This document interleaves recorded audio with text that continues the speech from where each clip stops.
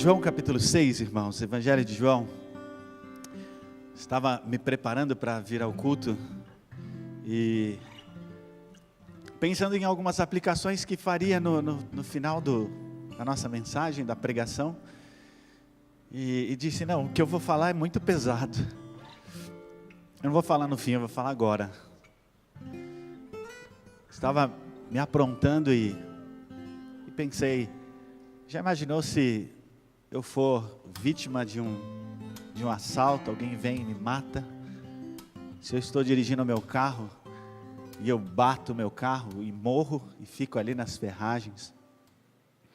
Já imaginou se eu morrer afogado ou se o lugar que eu estiver pegar fogo?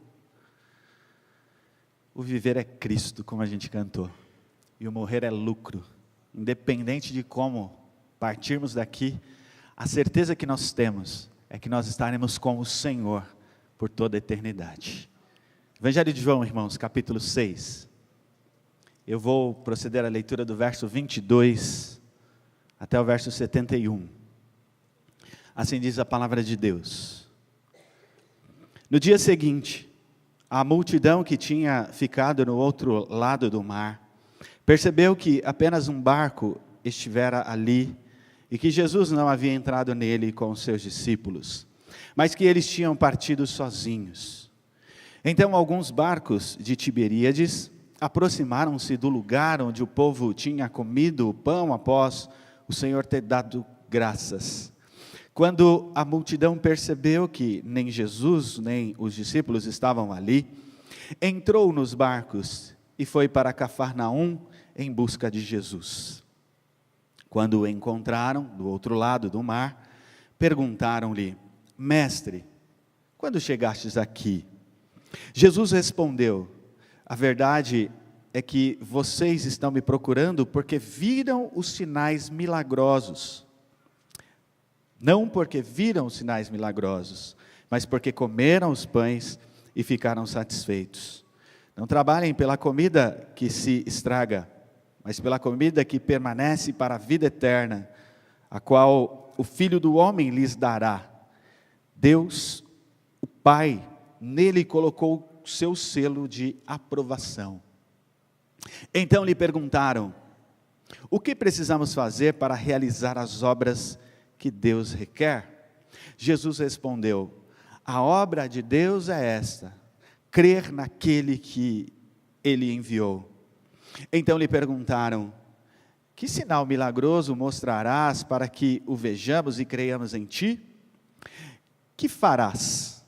Os nossos antepassados comeram o maná no deserto, como está escrito, ele lhes deu a comer pão dos céus. Declarou-lhes Jesus, digo-lhes a verdade, não foi Moisés quem lhes deu pão do céu, mas é meu Pai quem lhes dá o verdadeiro pão do céu. Pois o pão de Deus é aquele que desceu do céu e dá vida ao mundo. Disseram eles, Senhor, dá-nos sempre desse pão. Então Jesus declarou, eu sou o pão da vida. Aquele que vem a mim nunca terá fome. Aquele que crê em mim nunca terá sede. Mas como eu lhes disse, vocês me viram, mas ainda não creram. Todo aquele que o Pai me der, virá a mim, e quem vier a mim, eu jamais rejeitarei. Pois desci dos céus, não para fazer a minha vontade, mas para fazer a vontade daquele que me enviou. E esta é a vontade daquele que me enviou, que eu não perca nenhum dos que ele me deu, mas os ressuscite no último dia. Porque a vontade de meu Pai é que todo aquele que olhar para o Filho e nele crer tenha a vida eterna, e eu ressuscitarei no último dia. Com isso, os judeus começaram a criticar Jesus, porque disseram, eu sou o pão que desceu do céu. E diziam, este não é Jesus, o filho de José? Não conhecemos seu pai e sua mãe? Como ele pode dizer, desci do céu? Respondeu Jesus, parem de me criticar. Ninguém pode vir a mim, se o Pai que me enviou não o atrair, e eu ressuscitarei no último dia. Está escrito nos profetas: todos serão ensinados por Deus. Todos os que ouvem o Pai e dele aprendem, vêm a mim. Ninguém viu o Pai, a não ser aquele que vem de Deus. Somente ele viu o Pai. Asseguro-lhes que aquele que crê tem a vida eterna. Eu sou o pão da vida. Seus antepassados comeram o maná no deserto, mas morreram. Todavia aqui está o pão que desce do céu, para que não morra quem dele comer. Eu sou o pão vivo que desceu do céu. Se alguém comer deste pão, viverá para sempre. Este pão é a minha carne, que eu darei pela vida do homem. Então os judeus começaram a discutir exaltadamente entre si: como pode este homem nos oferecer a sua carne para comermos? Jesus lhes disse: eu lhes digo a verdade, se vocês não comerem a carne do Filho do Homem, e não beberem o seu sangue, não terão vida em si mesmos. Todo aquele que come a minha carne e bebe o meu sangue, tem a vida eterna, e eu ressuscitarei no último dia. Pois a minha carne é a verdadeira comida, e o meu sangue é a verdadeira bebida. Todo aquele que come a minha carne e bebe o meu sangue, permanece em mim e eu nele. Da mesma forma como o Pai que vive me enviou, eu vivo por causa do Pai. Assim, aquele que se alimenta de mim, viverá por minha causa. Este é o pão que desceu dos céus. Os antepassados de vocês comeram o maná e morreram, mas aquele que se alimenta deste pão viverá para sempre. Ele disse isso quando ensinava na sinagoga de Cafarnaum. Ao ouvirem isso, muitos dos seus discípulos disseram: dura esta palavra, quem pode suportá-la? Sabendo em seu íntimo que os seus discípulos estavam se queixando do que ouviram, Jesus lhes disse: isso os escandaliza? Que acontecerá se vocês virem o Filho do Homem subir para onde estava antes? O Espírito da vida. A carne não produz nada que se aproveite. As palavras que eu lhes disse são espírito e vida. Contudo, há alguns de vocês que não creem, pois Jesus sabia desde o princípio quais deles não criam e quem o iria trair. E prosseguiu: é por isso que eu lhes disse que ninguém pode vir a mim, a não ser que isso lhe seja dado pelo Pai. Daquela hora em diante, muitos dos seus discípulos voltaram atrás e deixaram de segui-lo.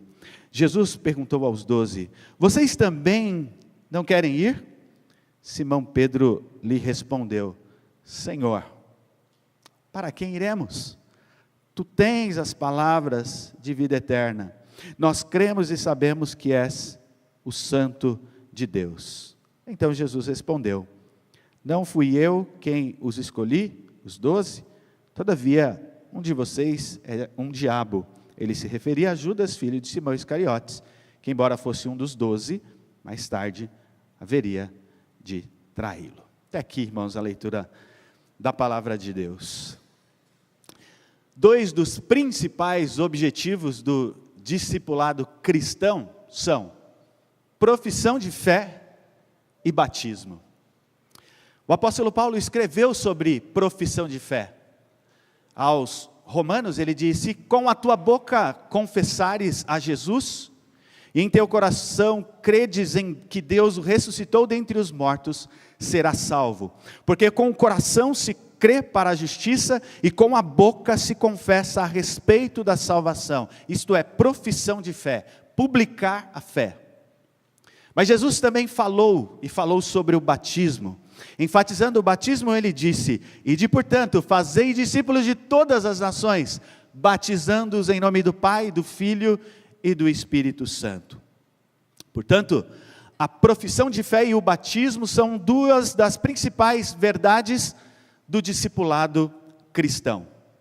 E quando nós pensamos em profissão de fé, em batismo, duas verdades saltam aos nossos olhos. Nós somos como que automaticamente levados a pensar em duas verdades: passado e futuro. Aqueles que creem em Cristo têm a bênção de olhar para trás e dizer: eu fui salvo. mas também de olhar para o futuro e saber que esta salvação ela vai se concretizar. Na teologia nós chamamos isso de já e ainda não. Aqueles que creem em Cristo são salvos, mas ainda não totalmente. Nós aguardamos aquele dia em que seremos revestidos, e então para sempre, por toda a eternidade, estaremos com o Senhor. Portanto, esses dois atos solenes dividem a história da vida do crente, que no passado creu e no futuro receberá a coroa da vida, ou seja, a concretização do plano redentivo do Senhor. E esta história maravilhosa de redenção, ela é colocada no capítulo 6 do Evangelho de João. E com base nesta passagem, eu gostaria de levá-los a pensar em algumas verdades acerca desse projeto de salvação do Senhor para cada um de nós. Esse texto que lemos, capítulo 6, versos 22 em diante, nos coloca diante de um longo discurso de Jesus, depois de ter Jesus, primeiro, multiplicado pães, versos de 1 a 15, e depois andado sobre o mar, versos 16 a 21.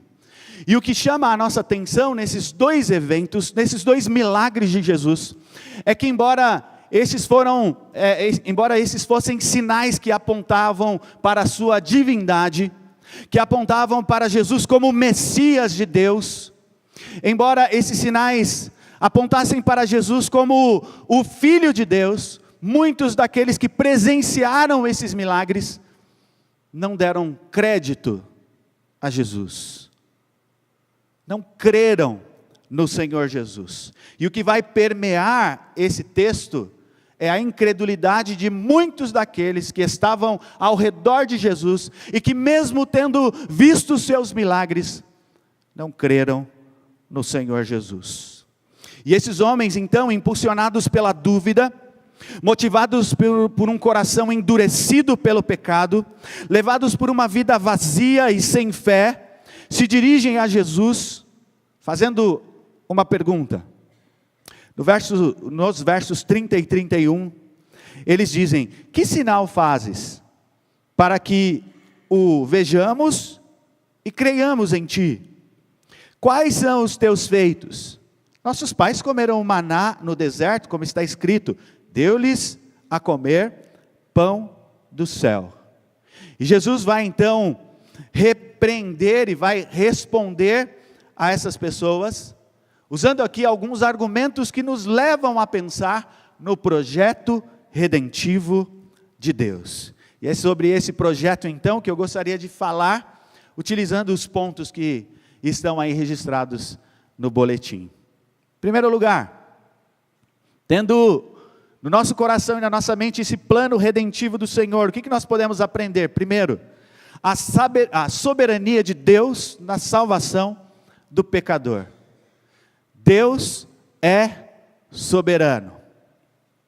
Diferente do homem, Ele é completamente livre e absoluto, fazendo tudo para a sua glória, e segundo o seu conselho, o conselho da sua própria vontade, que é sempre reta e imutável. Deus é soberano. E essa soberania divina e restrita, exclusiva de Deus, é percebida em todas as coisas que Ele criou. E tudo que Ele faz, nós podemos perceber a sua soberania. Deus é soberano. Convencido desta verdade, o apóstolo Paulo vai escrever aos Romanos, no capítulo 1, porque os atributos invisíveis de Deus, verso 20, capítulo 1, verso 20, assim como o seu eterno poder, como a sua própria divindade, claramente se reconhecem desde o princípio do mundo, sendo percebidos por meio das coisas que foram criadas. Então nós olhamos para a criação e enxergamos um Deus soberano, enxergamos a soberania de Deus. O evangelista João, falando sobre Jesus e reconhecendo Jesus como soberano, diz: no princípio era o verbo, e o Verbo estava com Deus, e o Verbo era Deus. Ele estava no princípio com Deus. Todas as coisas foram criadas por Ele, e sem Ele, nada do que foi feito se fez. O Verbo estava no mundo, o mundo foi feito por intermédio dele, mas o mundo não o conheceu. O que eu quero dizer, meus irmãos, é que Deus é soberano. E quando nós olhamos para a criação, nós enxergamos essa soberania. Mas nós não enxergamos a soberania de Deus apenas na criação de todas as coisas. Nós também enxergamos essa soberania na salvação do homem, na salvação do pecador, na salvação da igreja, na salvação dos eleitos. É Deus quem salva o homem. A salvação não é uma obra humana, mas é uma obra de Deus. A salvação não nasce da terra, mas procede do céu. A salvação não é alcançada pelos méritos humanos, mas é concedida pela misericórdia e graça de Deus. É Deus e não o homem quem toma a iniciativa de enviar Jesus ao mundo para salvar o seu povo. E quando nós olhamos para a Escritura, nós começamos a enxergar esta verdade. Escrevendo aos Gálatas, o apóstolo Paulo diz, nos versos 3 a 7, assim também nós, quando éramos menores, estávamos servilmente sujeitos aos rudimentos desse mundo. Vindo, porém, à plenitude do tempo, Deus enviou o seu Filho, nascido de mulher, nascido sob a lei, para resgatar os que estavam sob a lei, a fim de que recebêssemos a adoção de filhos. E porque vós sois filhos, enviou Deus ao nosso coração o Espírito de seu Filho que clama Abba, Pai. De sorte que já não és escravo, porém filho, e sendo filho, também herdeiro de Deus. Na plenitude do tempo, Deus enviou Jesus. A iniciativa é de Deus. A salvação é deste modo, então, irmãos, uma obra única e exclusiva de Deus, e não depende do homem. E esta ideia, ela fica clara quando nós pensamos na resposta de Jesus, dada àqueles que o interpelavam. Nos versos 32 e 33, Jesus Cristo diz, em verdade vos digo, não foi Moisés quem vos deu o pão do céu, o verdadeiro pão do céu é meu Pai quem vos dá, porque o pão de Deus é o que desce do céu, e dá vida ao mundo. Notem que a resposta de Jesus mostra um conceito errado que aquelas pessoas tinham acerca de Moisés. Para eles, Moisés foi o responsável em dar o pão. Todavia Jesus vai dizer, não, o pão desce do céu. É Deus quem dá o pão. O pão procedia de Deus e não de Moisés. Moisés foi responsável apenas para dizer ao povo como o povo deveria colher o pão. Este pão chamado maná, suficiente para matar a fome do povo, vinha do céu, procedia de Deus.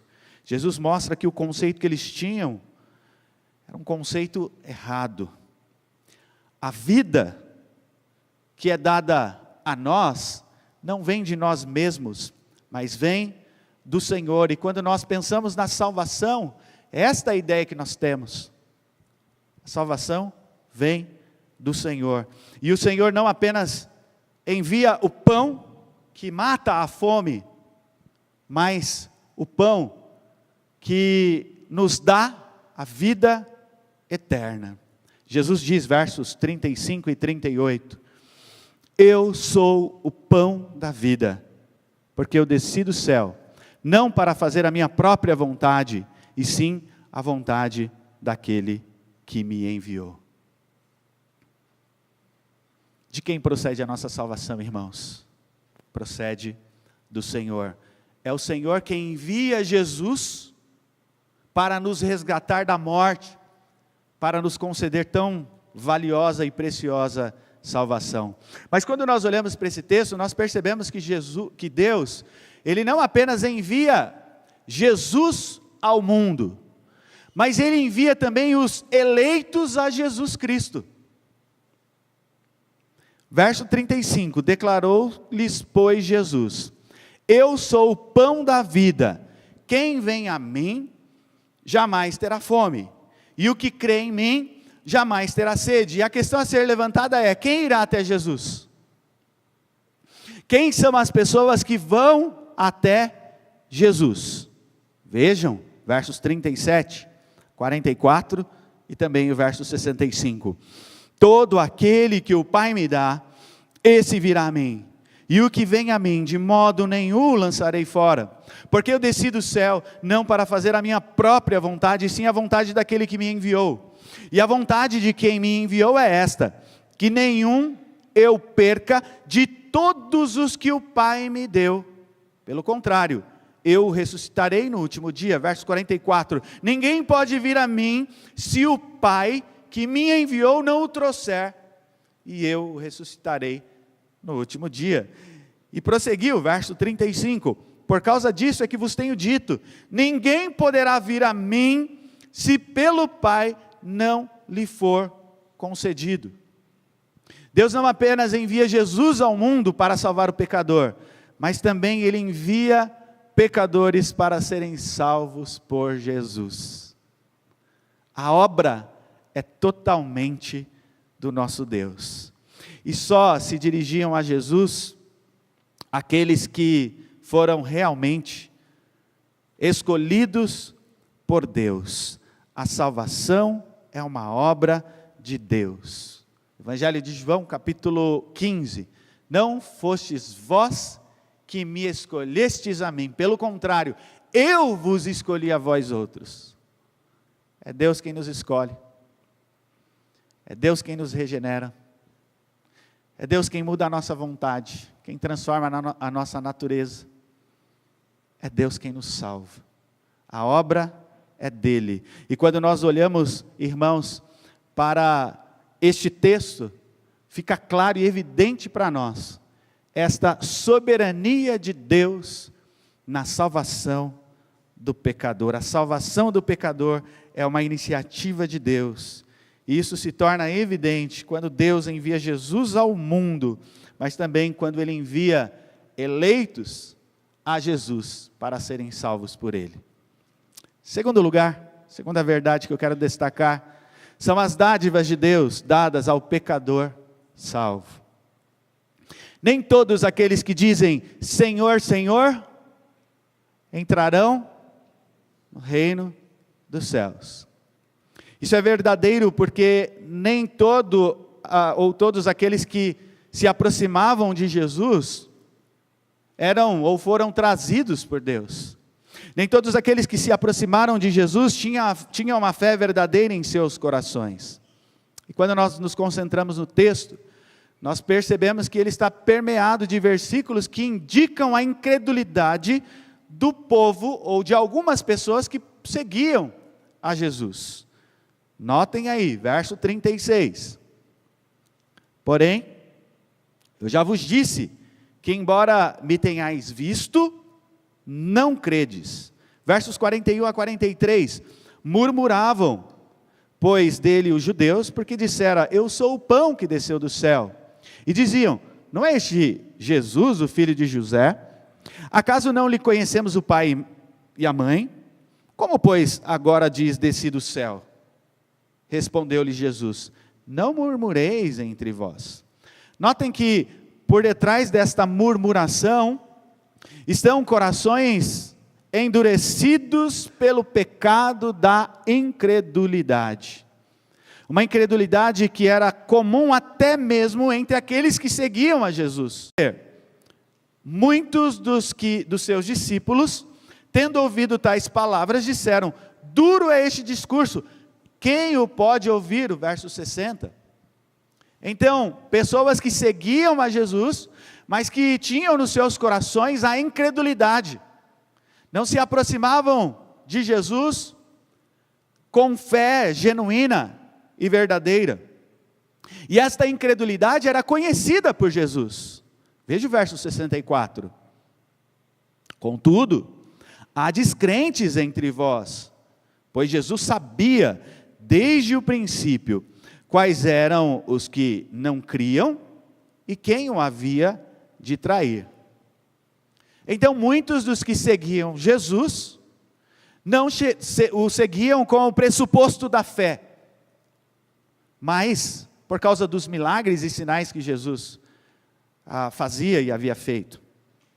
Porém, meus irmãos, entre o povo havia aqueles que criam verdadeiramente em Jesus Cristo e que o buscavam e o seguiam com a motivação correta. E Jesus vai mostrar aqui que estes que o seguiam com as motivações corretas receberiam do Pai algumas dádivas. Eu quero destacar aqui algumas delas, 3 delas. Primeira, a bênção da satisfação em Cristo. Quem segue a Jesus com a motivação correta, recebe a bênção da satisfação em Cristo. Esta é uma bênção que nós temos da parte do Senhor. Aqueles que vão a Jesus trazidos pelo Pai, aqueles que se aproximam de Jesus pela fé, tendo sido regenerados por sua graça, são abençoados com a satisfação. E essa ideia fica clara no texto. Os judeus falavam de um pão, maná, que fora suficiente para alimentar o povo quando estava no deserto. E mesmo aqui nós vamos perceber Jesus alimentando uma multidão faminta com um pão que fora milagrosamente multiplicado por ele. Mais uma vez nós vamos encontrar na história a multiplicação dos recursos, o alimento sendo dado à multidão. Mas nós percebemos também que Jesus estava ali oferecendo um alimento que traria satisfação não apenas para o corpo, mas acima de tudo para a alma. Jesus vai dizer, verso 35, eu sou o pão da vida, o que vem a mim jamais terá fome, e o que crê em mim jamais terá sede. Versos 48 a 51, eu sou o pão da vida, vossos pais comeram maná no deserto e morreram, este é o pão que desce do céu, para que todo o que dele comer não pereça, eu sou o pão vivo que desceu do céu, se alguém dele comer, viverá eternamente, e o pão que eu darei pela vida do homem é a minha carne. Jesus não está falando da satisfação do corpo, mas ele está falando da satisfação da alma, da satisfação eterna, e esta é uma bênção que nós temos da parte do nosso Deus. Quem está em Cristo tem satisfação, tem vida plena. Esta é a vida que Jesus veio trazer para cada um de nós, para a sua igreja, para os seus eleitos. E nós passamos, irmãos, a vida buscando alegria, satisfação, e muitas vezes nós nos esbarramos na nossa vida, e nós não encontramos, porque nós não chegamos ainda ao entendimento que essa satisfação ela só pode ser alcançada em Cristo. E você pode ter tudo, se você não tiver Jesus, você não tem absolutamente nada. E talvez você fique pensando, por que essa tristeza, essa amargura no seu coração? Talvez você fique pensando, por que eu não consigo encontrar paz na minha vida? Talvez seja porque você ainda não recebeu Cristo no seu coração. Talvez você ainda não tenha entendido que esta satisfação, o preenchimento do vazio do seu coração, ele só pode ser preenchido com Cristo. É Ele quem vai trazer satisfação para a sua vida.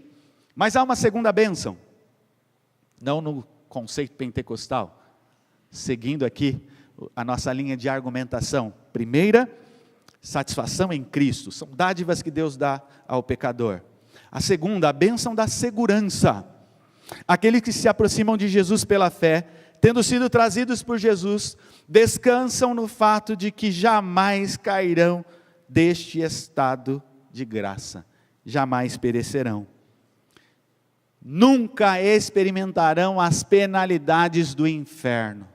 Eu estou falando aqui sobre perseverança dos santos, segurança. E quando nós olhamos para o texto, nós percebemos esta verdade. Verso 37. Todo aquele que o Pai me dá, esse virá a mim. E o que vem a mim, de modo nenhum, o lançarei fora. Aquele que verdadeiramente vai a Jesus, levado pelo Pai, entregue pelo Pai, ele está seguro, e este jamais perderá a sua salvação. Jesus jamais deixará aqueles por quem ele morreu. Deus não o abandonará. A Escritura diz que ele estaria conosco todos os dias, até a consumação do século. Veja o verso 39. E a vontade de quem me enviou é esta: que nenhum eu perca de todos os que me deu. Pelo contrário, eu ressuscitarei no último dia. A expressão nenhum eu perca aponta aqui para a perdição eterna. Significa uma destruição definitiva. Não necessariamente uma destruição física, mas muito mais no sentido de um mergulho eterno no inferno. Portanto, aquele que vai a Jesus, tendo sido levado pelo Pai, jamais experimentará a penalidade do inferno. O que eu quero dizer é o que o apóstolo Paulo disse quando escreveu aos Filipenses: aquele que começou boa obra em vós, há de completá-la até o dia de Cristo Jesus. Evangelho de João, capítulo 10, versos 28 e 29. Eu lhes dou a vida eterna, jamais perecerão, e ninguém as arrebatará da minha mão. Aquilo que meu Pai me deu é maior do que tudo, e da mão do Pai, ninguém pode arrebatar. É a segurança da salvação. Terceira bênção, a bênção da salvação. A salvação ela é entendida de duas maneiras. Nós somos salvos, mas ainda não. Nós esperamos a redenção do nosso corpo. Nós esperamos e temos a esperança de que um dia nós estaremos livres do pecado, livres das aflições, no céu com o nosso Deus. E esta é uma realidade que também nos é prometida nesse texto, verso 40. De fato, a vontade de meu Pai é que todo homem que vir o Filho e nele crer tenha a vida eterna, e eu o ressuscitarei no último dia. Verso 44, ninguém pode vir a mim, se o Pai que me enviou não o trouxer, e eu o ressuscitarei no último dia. Verso 54, quem comer da minha carne e beber do meu sangue, tem a vida eterna, e eu o ressuscitarei no último dia. Portanto, a certeza da ressurreição, ou estado da glorificação,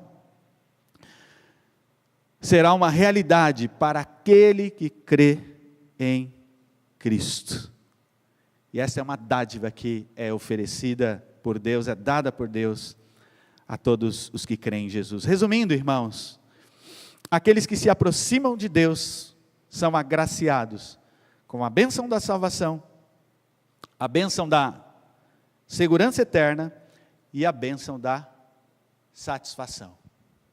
Terceiro e último lugar, a exigência de Deus ao pecador, ao salvo. O que Deus exige de nós? Até aqui, nós vimos que a obra da salvação é uma dádiva divina. É Deus quem vai ao pecador. É Deus quem leva o pecador até Jesus. É Deus que nos regenera, Ele que nos justifica, enfim. Mas isso não nos isenta de algumas responsabilidades. Há um texto da nossa confissão de fé que diz o seguinte: todos aqueles que Deus predestinou para a vida, e só a esses, é ele servido no tempo por ele determinado e aceito, chamar eficazmente pela sua palavra e pelo seu Espírito, tirando-os por Jesus daquele estado de pecado e morte em que estão por natureza, e transportando-os para a graça e salvação. Na vocação, no chamado, o homem é inteiramente passivo, até que, vivificado e renovado pelo Espírito Santo, fica habilitado a corresponder a ela e a receber graça nela oferecida e comunicada. O que o nosso padrão confessional quer dizer é que a salvação é uma obra de Deus. Mas quando Deus nos salva, quando Ele nos transforma, Ele muda as nossas motivações, e agora nós temos que responder a esta salvação. Portanto, há um aspecto dentro desse pacote de salvação, que nós temos responsabilidade. Ele nos salva, e nós precisamos responder a esta salvação que vem de Deus. E a grande questão é, como nós temos respondido a esta salvação que Deus trouxe a cada um de nós? O pecador é atraído ou levado por Deus a Jesus quando este regenera, implanta o princípio de vida em seu coração. A seguir, aquele que foi levado a Cristo deve então responder com fé, com amor, com dedicação, com compromisso. Será que nós temos feito isso, irmãos? Nós analisamos a salvação que é tão maravilhosa, e a questão é como nós temos respondido a esta salvação tão maravilhosa, que chegou até nós de maneira gratuita, de maneira graciosa. Aquele que foi levado a Cristo, deve então responder com amor ao Senhor, com compromisso ao Senhor. Ser salvo por Jesus, por sua graça, não nos dá o direito de vivermos em rebeldia. Quem é salvo por Jesus, quem é salvo e alcançado por esta graça, não tem o direito de viver enamorado com o mundo, fazendo a vontade da carne e seguindo os conselhos do diabo. Aquele que foi alcançado pela graça, não tem licença de Deus para pecar. O fato de nós sermos salvos pela graça, não quer dizer que nós não temos que apresentar boas obras, como nós temos aprendido. Nós não somos salvos por boas obras, mas nós somos salvos para boas obras. Então o cristão, aquele que foi alcançado pela graça, tem que ter uma vida diferente. O padrão tem que ser outro. O patamar é outro. E quando nós olhamos para a Escritura, nós vamos ver várias passagens nos levando a refletir sobre esta verdade. Como eu tenho que responder à graça que me alcançou? João vai dizer assim em Apocalipse 22:11. Continue o injusto fazendo injustiça. Continue o imundo ainda sendo imundo. O justo continue na prática da justiça. E o santo continue a santificar-se. Nós somos chamados, portanto, a crescer em santificação. A nos parecer com Cristo. Conta-se a história de um garotinho que morava na rua. E certa vez, esse garotinho foi levado por uma casa em que algumas crianças estavam ali e eram cuidadas. E certa vez esse garotinho saiu da casa e andando pela rua, se deparou com um homem, e esse homem deu a esta criança, esse garotinho, tanto carinho, tanto amor, tratou ele assim de uma maneira muito cuidadosa, amou aquele menininho. E então ele voltou para a casa onde ele estava, e ele, tendo um conhecimento, ainda que limitado, sobre Jesus, ele se voltou para aquela pessoa e disse: eu encontrei o Jesus que vocês estão falando aí, esse Jesus que vocês estão me ensinando, eu encontrei ele. Nós devemos nos parecer com Jesus. João vai dizer, aquele que diz estar nele deve andar como ele andou. Então eu tenho que olhar para Jesus e ele tem que ser o meu paradigma. Eu tenho que ser como ele, eu tenho que viver como ele, eu tenho que pensar como ele, eu tenho que andar como Jesus. E quem sabe, um dia as pessoas vão nos confundir com Jesus. Ver em nós Jesus. A exigência de Deus é para que o crente seja santo, é para que o crente se comprometa com Jesus. E quando nós olhamos para o texto, nós vamos ver Jesus chamando as pessoas a um compromisso verdadeiro. Ele vai dizer, versos 64 e 65, contudo, há descrentes entre vós, pois Jesus sabia desde o princípio quais eram os que não criam e quem havia de trair. E prosseguiu, por causa disso é que vos tenho dito, ninguém poderá vir a mim, se pelo Pai não lhe for concedido. Esses versículos descrevem e revelam a incredulidade de muitos que abandonaram Jesus Cristo. Verso 66, à vista disso, muitos dos seus discípulos o abandonaram e já não andavam com ele. Então nesse momento, Jesus se dirige aos 12 e pergunta, vocês querem também se afastar? Vocês querem ir embora? Então Pedro se levanta e diz, versos 68 e 69, respondeu-lhe Simão Pedro, Senhor, para quem iremos? Tu tens as palavras da vida eterna. Nós temos crido e conhecido que Tu és o Santo de Deus. A resposta de Pedro, irmãos, nos levam a pensar em 3 verdades. Primeiro, Pedro vai levar em consideração as palavras de Jesus. Ele diz, Tu tens as palavras de vida eterna. Pedro reconhece que é Jesus. As palavras de vida eterna, elas estão em Jesus, elas procedem da boca de Jesus. É só Ele que pode trazer palavras de vida eterna. Segundo lugar, Pedro leva em consideração a singularidade de Jesus. Ele diz, Tu tens as palavras de vida eterna, como que dizendo, é só o Senhor que tem essas palavras de vida eterna. Terceiro lugar, nós aprendemos que Pedro demonstra aqui um conhecimento de Cristo.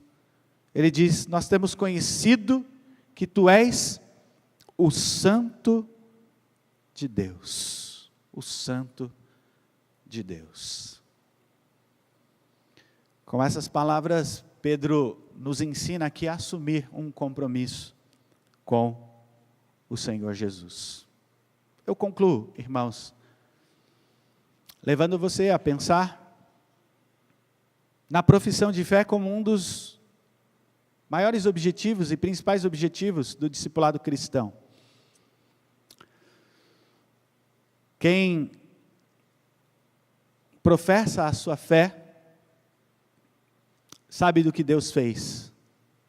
Deus salvou por graça, por misericórdia. Sabe o que Deus fará.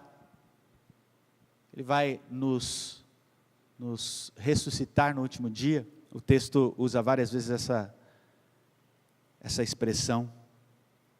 O que Deus fez por nós, irmãos? Enviou Jesus ao mundo, nos atraiu, nos salvou por sua graça, Ele vai nos revestir de imortalidade, vai nos levar para um estado de glorificação.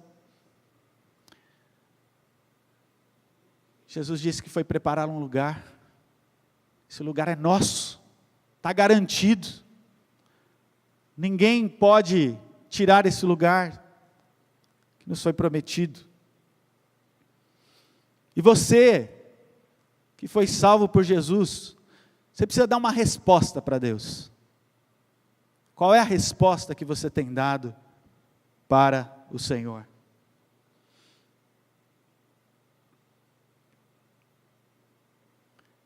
Se você for alvejado por um tiro e morrer, você vai para o céu, isso é graça. Se você estiver dirigindo o seu carro bater, você morrer, você vai para o céu, isso é graça. Se você estiver dirigindo numa marginal e cair um helicóptero e você morrer, você vai para o céu, isso é graça. Eu não quero que você morra assim, mas você tem essa certeza que um dia você vai morrer, e você vai para o céu, isso é graça. E como você e eu, como nós temos respondido a essa graça, irmãos? Eu tenho visto tantas pessoas descompromissadas com o Senhor. Eu tenho visto pessoas dando valor a tantas coisas. Aliás, nós damos mais valor às coisas do que às pessoas. Deus é uma pessoa, e muitos não têm dado valor à pessoa de Deus.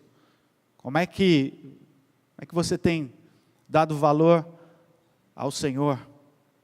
Minha palavra para você hoje é: comprometa-se com o Senhor, comprometa-se com Jesus. Não vale a pena você estar longe dEle, não há amor maior que o dEle. Você não vai encontrar satisfação para a sua vida em nenhum outro lugar, senão somente em Jesus.